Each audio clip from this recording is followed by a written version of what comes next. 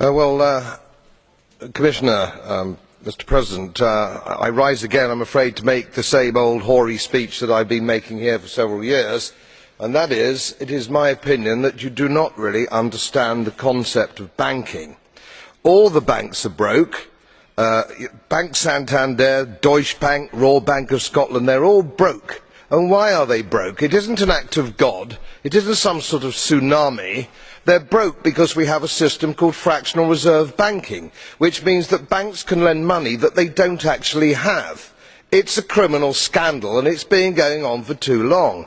To add to that problem, you have moral hazard, a very significant moral hazard from the political sphere.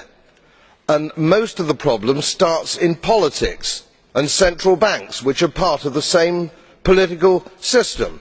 We have counterfeiting, sometimes called quantitative easing, but counterfeiting by any other name. The artificial printing of money, which if any ordinary person did, they would go to prison for a very long time. And yet governments and central banks do it all the time. Central banks repress the amount of interest that rates are, so we do not have the real cost of money.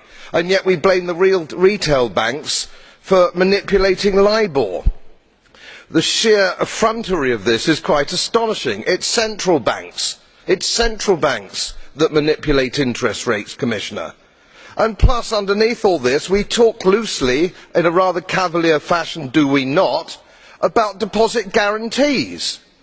So when banks go broke through their own incompetence and chicanery, the taxpayer picks up the tab.